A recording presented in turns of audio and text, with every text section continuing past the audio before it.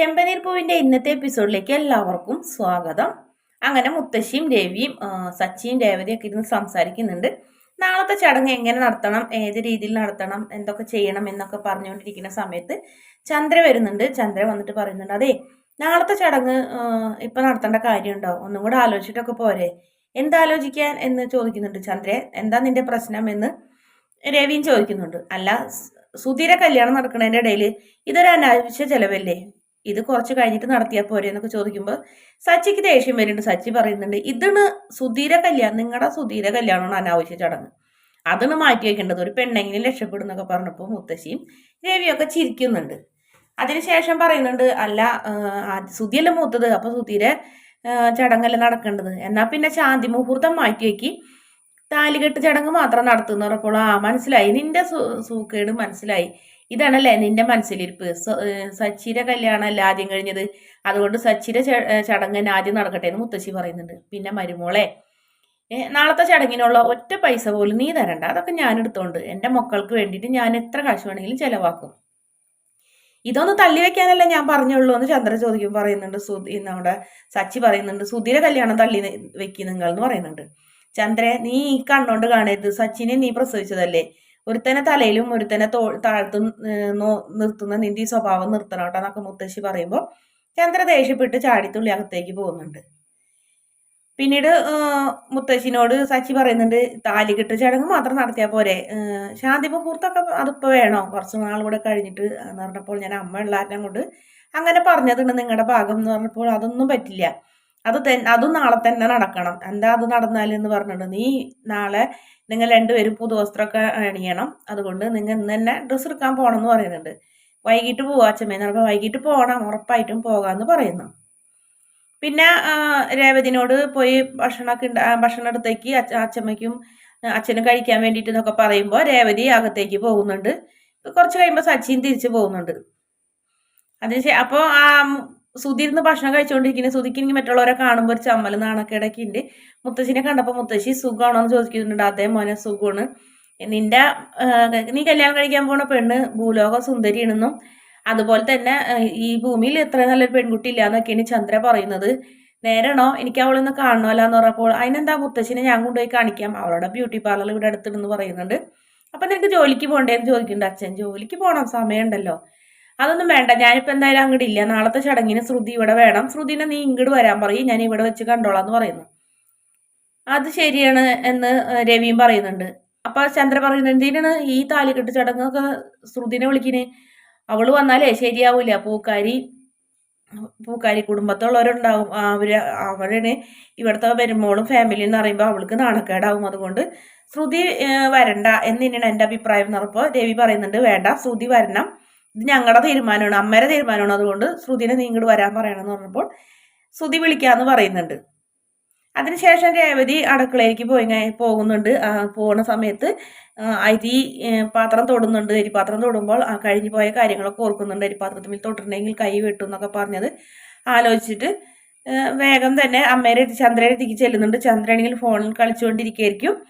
ആ സമയത്ത് പറയുന്നുണ്ട്, അമ്മ ഭക്ഷണം ഉണ്ടാക്കണം എന്ന് പറഞ്ഞപ്പോൾ ഉണ്ടാക്കിക്കോ, നിന്നോട് പറഞ്ഞതല്ലേ ഇന്ന് എന്തൊക്കെ വേണമെന്ന്, അതൊക്കെ അങ്ങോട്ട് ഉണ്ടാക്ക്, അരി എടുത്ത് തരണ്ടേ, ഭക്ഷണം ഉണ്ടാക്കാൻ അമ്മ അരി എടുത്തതാ, ഞാൻ പറയാണ്ട് നീ അത് ചെയ്യുമോന്ന് അറിയാൻ വേണ്ടി ഞാൻ കാത്തിരിക്കായിരുന്നു, അപ്പൊ നിനക്ക് എന്നെ പേടിയുണ്ടല്ലേ എന്ന് പറയുന്നുണ്ട്. ശരി, ഞാൻ അരി എടുത്ത് തരാം, നീ ഇവിടെ തന്നെ നിൽക്കുന്നു പറയുന്നു. അങ്ങനെ അരി എടുക്കാൻ വേണ്ടി ചന്ദ്ര അടുക്കളയ്ക്ക് പോകുമ്പോൾ രേവതി ഇങ്ങനെ ആലോചിക്കുന്നുണ്ട്, അയ്യോ രാത്രിക്കേക്കുള്ള ഭക്ഷണം കൂടി ഉണ്ടാക്കായിരുന്നു, കുറച്ചും കൂടെ അരി കൂടുതൽ എടുത്ത് തരാൻ പറയായിരുന്നല്ലോ, രാത്രി ഇനി പ്രത്യേകിച്ച് ഭക്ഷണം ഉണ്ടാക്കാൻ പറ്റില്ലല്ലോ, ഡ്രസ്സ് എടുക്കാനൊക്കെ പോകേണ്ടതല്ലേ എന്നൊക്കെ ആലോചിച്ചുകൊണ്ടിരിക്കുന്നുണ്ട്. പെട്ടെന്ന് തന്നെ ചന്ദ്ര തിരിച്ചു വരുന്നുണ്ട്. പറഞ്ഞ അമ്മ രാത്രിക്കേക്കുള്ള ഭക്ഷണം കൂടി ഉണ്ടാക്കാൻ കുറച്ചും കൂടെ അരി എന്നപ്പോൾ വേണ്ട, അപ്പം അത് ആ സമയത്ത് ഉണ്ടാക്കിയാൽ മതി എന്ന് പറയുന്നുണ്ട്. നിനക്ക് ഒരു കാര്യം നിന്നോട് പറയാനുണ്ട്, നിനക്കിപ്പോൾ ഒത്തിരി സാമർത്ഥ്യം കൂടിയ പോലെ ഉണ്ടല്ലോ, അമ്മ വന്നതുകൊണ്ടായിരിക്കും അല്ലേ, അമ്മ നിന്ന് 2-3 ദിവസം കഴിഞ്ഞ് അങ്ങോട്ട് പോകും, പിന്നെ ഞാൻ മാത്രമായിരിക്കും ഇവിടെ, അത് നീ മറക്കരുതെന്ന് പറയുന്നുണ്ട്. ശരി, എന്താ അമ്മ അങ്ങനെ പറയണേന്ന് ചോദിച്ചപ്പോൾ ഒന്നുമില്ല, പിന്നെ നാളത്തെ ചടങ്ങിൽ നിന്റെ ആ അമ്മയും അനിയത്തിയും ആങ്ങളെയും ഇവിടെ വരാനുള്ള ഉദ്ദേശം ഉണ്ടെങ്കിൽ അത് വേണ്ടാട്ടാന്ന് പറയുന്നുണ്ട്. അതെന്തുകൊണ്ട് അമ്മ, എൻ്റെ താലികെട്ട് ചടങ്ങ് കാണാൻ എൻ്റെ അമ്മയ്ക്ക് അനുവാദം ഇല്ലാത്തതെന്ന് ചോദിക്കുന്നു. അവര് വേണ്ട, അവര് പൂക്കാരി ഫാമിലിയാണ്, ശ്രുതി വരുമ്പോൾ നിന്റെ ഈ താഴ്ന്നു പിടിച്ചിട്ടുള്ള ഈ ഫാമിലി ഇവിടെ വന്ന് കിടക്കുന്നത് കാണുമ്പോൾ അവൾക്ക് ഒരു അപമാനമാവും, അതുകൊണ്ട് അത് പാടില്ല എന്ന് പറയുന്നു. അതെന്താമ്മേ എൻ്റെ വീട്ടുകാരെ അങ്ങനെ താത്തി കേട്ടണേ, എൻ്റെ വീട്ടുകാർ വന്നാൽ എന്താ കുഴപ്പം എന്നൊക്കെ രേവതി ഇങ്ങനെ ഇത്തിരി ദേഷ്യത്തിൽ തന്നെ ചോദിക്കുന്നുണ്ട്. രവി ആണെങ്കിൽ അതൊക്കെ കേട്ട് നിൽക്കുന്നുണ്ട്. രവി മാത്രമല്ല സച്ചിൻ കൂടെ വന്ന് നിൽക്കുന്നുണ്ട്. സച്ചിൻ കുറച്ചു നേരം ചന്ദ്ര രേവതിയുടെ വീട്ടുകാരെ അപമാനിക്കുന്നതൊക്കെ നിന്ന് കേൾക്കും. അത് കഴിയുമ്പോൾ സച്ചി വരുന്നുണ്ട്. ആ രേവതി, ഒരു കാര്യം പറയാൻ മറന്നിട്ടുണ്ട്. നാളെ നിന്റെ താലികെട്ട് ചടങ്ങല്ലേ ഇവിടെ നടക്കുന്നത്. അതുകൊണ്ട് നിന്റെ അമ്മയും ആങ്ങളെയും അനിയത്തിയും ഒക്കെ ഇവിടെ വേണം കേട്ടോ എന്ന് പറയുമ്പോൾ രേവതിക്ക് വളരെയധികം സന്തോഷമുണ്ട്. നീ മാത്രമല്ല ഞാനും പോരുന്നുണ്ട്. നമുക്ക് രണ്ടുപേരും കൂടെ പോയി അവരെ ക്ഷണിക്കാം. അവരെ മാത്രമല്ല കേട്ടോ, നിനക്ക് ആരെയൊക്കെ ക്ഷണിക്കണം എന്നുണ്ടെങ്കിൽ അവരെയൊക്കെ നമുക്ക് ക്ഷണിക്കാം. നാളെ നമുക്കിവിടെ ഒരു ഉത്സവം തന്നെ ആക്കാം. മാത്രമല്ല നിന്റെ പൂ കിട്ടണ ഫ്രണ്ട്സുകളും അമ്പലത്തിൻ്റെ അവിടെ ഉള്ളവരും ബന്ധുക്കളും ആരൊക്കെ ഉണ്ട് അവരൊക്കെ ക്ഷണിക്കാമെന്ന് പറയുന്നുണ്ട്. രേവതിക്ക് വളരെയധികം സന്തോഷമാവുന്നുണ്ട്. ശരി, നമുക്ക് എല്ലാവരെയും ക്ഷണിച്ചോളെ, നീ പറ്റുന്നവരൊക്കെ നീ വിളിക്ക്, പോയി പറയാൻ പറ്റുന്നിടത്തോളം നമുക്ക് പോയി പറയാമെന്നൊക്കെ പറഞ്ഞ് അത് നീ ഇങ്ങനെ തീരുമാനിക്കേണ്ട, അല്ലാണ്ട് സുധീര അമ്മയല്ല കേട്ടാന്ന് പറഞ്ഞു കഴിഞ്ഞിട്ട് രേവതി അടുക്കളയിലേക്കും പോകും. സച്ചി അങ്ങനെയും പറഞ്ഞു കഴിഞ്ഞിട്ട് സച്ചിയും പോകുന്നുണ്ട്. പിന്നീട് ചന്ദ്രൻ രവിയുടെ അടുത്ത് നിന്ന് കഴിഞ്ഞിട്ട് പറയുന്നുണ്ട്, കണ്ട അവൻ എന്നെ അപമാനിക്കാൻ വേണ്ടിയിട്ടല്ല ഇതൊക്കെ പറഞ്ഞത്, ഇത് ഞാൻ സമ്മതിക്കില്ല. അവർ വരുമ്പോൾ ഞാൻ ഈ മുറിയിൽ അടച്ചിട്ടിരിക്കും, ശ്രുതി വരുമ്പോൾ തന്നെ എനിക്ക് നാണക്കേടാവും ഇവരുണ്ടെങ്കിൽ ഒക്കെ പറയുന്നുണ്ട്. നീ എന്തിങ്ങനെയൊക്കെ സംസാരിക്കുന്നത്? നാളത്തെ ചടങ്ങിൽ നീ പങ്കെടുക്കും, നീ അമ്മായിമ്മയായിട്ട് തന്നെ ഉണ്ടാവും. അമ്മേന് പൈസ ഇറക്കുന്നുണ്ടെങ്കിലും ഇപ്പം ഈ പറഞ്ഞതൊക്കെ അമ്മ കേട്ടിരുന്നെങ്കിൽ നീ വിവരം അറിഞ്ഞേനെ.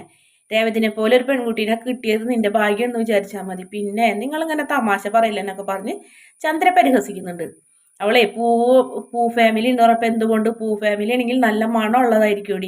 അപ്പോൾ രേവതി ചന്ദ്ര പറയുന്നുണ്ട്, മണമുള്ളത് മാത്രമല്ല കെട്ട പൂവുണ്ടെന്ന് പറയുന്നുണ്ട്. അത് നിന്റെ മൂക്കിന്റെ കുഴപ്പമെന്ന് പറയുന്നു. എന്തായാലും നാളത്തെ ചടങ്ങിൽ നീ അവരെ അടുത്ത് നീ നല്ലോണം പെരുമാറണം, ഇല്ലെങ്കിൽ വിവരം അറിയുന്നൊക്കെ പറഞ്ഞ് ചന്ദ്രനെ പേടിപ്പിക്കുന്നുണ്ട്. പിന്നെ രേവതി ക്യാബേജ് ഒക്കെ എരിഞ്ഞുകൊണ്ടിരിക്കുന്ന അടുക്കളയിൽ ക്യാബേജ് എരിഞ്ഞിരിക്കുന്ന സമയത്ത് സച്ചി വരുന്നുണ്ട്. സച്ചി കണ്ട് പറയുന്നുണ്ട്, രേവതി ഞാൻ അപ്പോഴത്തെ ദേഷ്യത്തിന് നിന്നെ അമ്മ വഴക്ക് പറയുന്നത് കണ്ടപ്പോൾ ഞാൻ വന്ന് പറഞ്ഞതാണ്, നീ എന്തിനാണ് അമ്മ പറയുന്നത് കേൾക്കാൻ നിൽക്കണേ? നിനക്ക് നിൻ്റെതായ ഒരു തീരുമാനമുണ്ട്, നീ മറ്റുള്ളവരുടെ വാക്ക് കേട്ടും കഴിഞ്ഞിട്ട് ജീവിക്കാൻ നിൽക്കണ്ട. അങ്ങനെ ഉണ്ടെങ്കിൽ നമ്മൾ എന്ത് കഴിക്കണം, എങ്ങനെ ഉറങ്ങണം, എപ്പോൾ കിടക്കണം എന്നൊക്കെ അവർ തീരുമാനിക്കും. അതിനിടപെട കൊടുക്കരുത്. അവരൊന്നും പറയുന്നത് നീ അനുസരിക്കാൻ നിൽക്കണ്ട. പിന്നെ നിന്റെ വീട്ടിൽ നീ തന്നെ പോയി പറഞ്ഞാൽ മതിയിട്ട് എനിക്ക് നേരില്ല എന്ന് പറഞ്ഞപ്പോൾ രേവതിക്ക് വിഷമാവുന്നുണ്ട്. അപ്പോൾ നിങ്ങൾ എൻ്റെ വീട്ടിലേക്ക് വരില്ലേ എന്ന് ചോദിക്കുന്നുണ്ട്. ഞാൻ എന്തിനാ വരുന്നത്? എനിക്ക് ഒരുപാട് കാര്യങ്ങളുണ്ട്, വണ്ടി ഓടാനൊക്കെ പോകേണ്ടതല്ലേ, നീ പോയി പറഞ്ഞാൽ മതി എന്ന് സ്നേഹത്തോടെ തന്നെ സച്ചി പറയുന്നുണ്ട്. അപ്പോൾ രേവതിക്ക് സന്തോഷമാവുന്നുണ്ട്. അങ്ങനെ സച്ചി തിരിച്ചടക്കളയിൽ നിന്ന് പോകാൻ പോകുമ്പോൾ സച്ചിനെ കൈ പിടിക്കുന്നുണ്ട്. പെട്ടെന്ന് രേവതി കൈ പിടിക്കുമ്പോൾ സച്ചി ഇങ്ങനെ അന്തം വിട്ട് നിൽക്കുന്നുണ്ട്. പറയും താങ്ക്സ്. എന്തിനെന്ന് ചോദിക്കും. നിങ്ങൾ എനിക്ക് വേണ്ടി സംസാരിച്ചില്ലേ, അതിന് എൻ്റെ വീട്ടുകാരോട് പറയാന്നൊക്കെ പറഞ്ഞില്ലേ എന്ന് പറഞ്ഞപ്പോൾ അത് നിന്നെ അമ്മ വഴക്ക് പറയുന്നുണ്ടപ്പോൾ പറഞ്ഞല്ലേ, സാരില്ല അത് ഞാൻ വരവ് വെച്ചു എന്ന് പറയുന്നത്.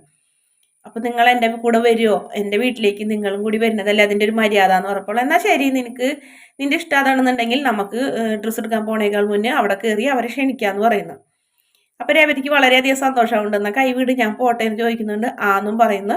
അങ്ങനെ സച്ചി അടുക്കളയിൽ നിന്ന് പോകുന്ന നോക്കി രേവതി നല്ല സന്തോഷത്തോടെ നോക്കി നിൽക്കുന്നുണ്ട്.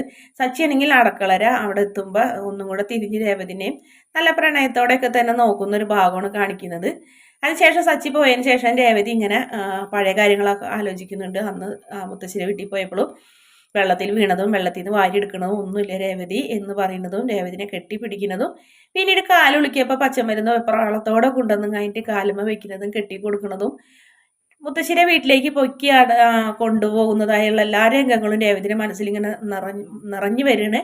മാത്രമല്ല രേവതിക്ക് അതൊക്കെ ആലോചിക്കുമ്പോൾ വളരെയധികം സന്തോഷമുണ്ട്. അങ്ങനെ രേവതിനെ നല്ല സന്തോഷത്തോടെ തന്നെ രേവതി ആ കാര്യങ്ങളൊക്കെ ആലോചിച്ചുകൊണ്ട് നിൽക്കുന്നതോടെയാണ് ഇന്നത്തെ എപ്പിസോഡിൻ്റെ അവസാന ഭാഗം. വീഡിയോ ഇഷ്ടപ്പെടുകയാണെങ്കിൽ ചാനൽ ഒന്ന് സബ്സ്ക്രൈബ് ചെയ്ത് സപ്പോർട്ട് ചെയ്യണേ.